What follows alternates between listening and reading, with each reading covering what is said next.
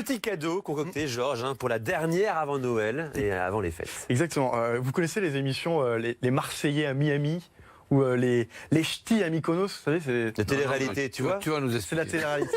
Ouais, bah écoute, en tout cas, c'est des émissions qui ont un sacré succès, visiblement. Nous, on vous propose ce soir les Parisiens à Doha.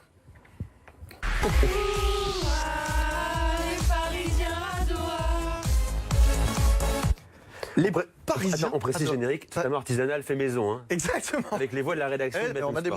moyens, quand même ici. Pourquoi les Parisiens à Doha? Regardez, c'était depuis jeudi, on va le découvrir, les Parisiens qui sont arrivés à Doha après leur match contre Caen. Ils ont pris un vol de nuit, direction la capitale du Qatar. Vous voyez, là, on est dans le bus avec Angel Di Maria, on a vu Javier Pastore à côté de lui. Le PSG à Doha, c'est un peu la tournée des Harlem Globetrotters à Roland. Premier arrêt, un gigantesque centre commercial où attendaient les fans qataris. Et on les a présentés comme les Rolling Stones, véritablement, sur scène. On va retrouver comme des gamins Neymar et Mbappé, regardez, qui s'amusent à dessiner ensemble entre deux autographes signés. Comme des gosses, regardez. Ils dessinent un Mickey. Voilà, après ils sont partis en voiture de deux copains pour la vie, visiblement. Direction le quartier de Katara, un village traditionnel. Et la comité d'accueil au village où Edinson Cavani a découvert enfin autre chose que de la musique. Musique originale, là? Oui. D'accord. Magnifique. C'est les yeux dans les bleus, avec les Parisiens, les Brésiliens qui sont tout le temps ensemble, comme tu le dis souvent, Roland.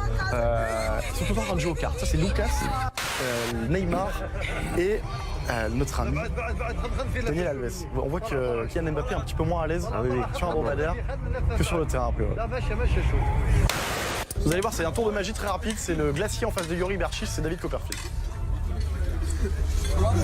Qu'est-ce que tu fais?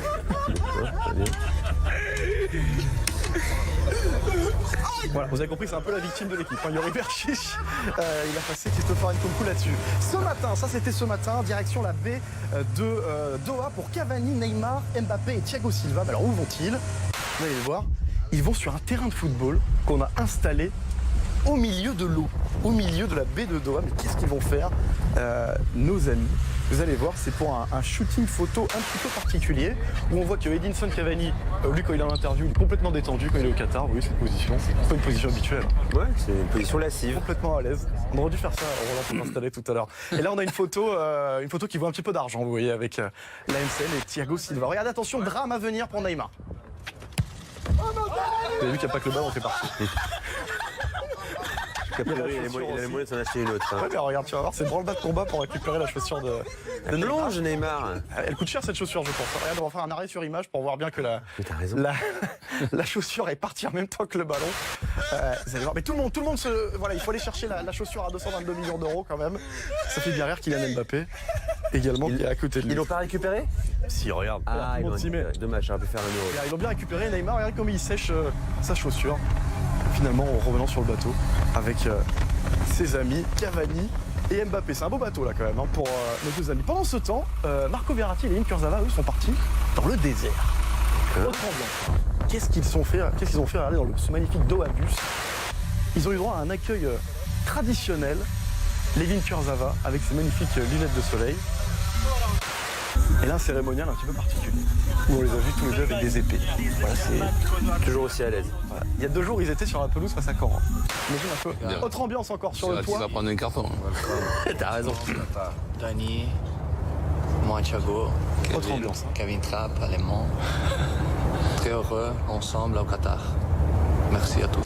Trapp, Mota et Daniel Alves, eux, ils ont décidé d'être plutôt tranquilles. C'est un petit café et on mange des dattes sur un magnifique sky bar. Et puis on va finir quand même en musique. Et on se pose cette question, est-ce que c'est Beethoven ou Daniel Alves? Ouais, plutôt à l'aise, mais c'est le morceau que tous les apprentis pianistes jouent au bout de 2 mois de cours, je crois. C'est ça.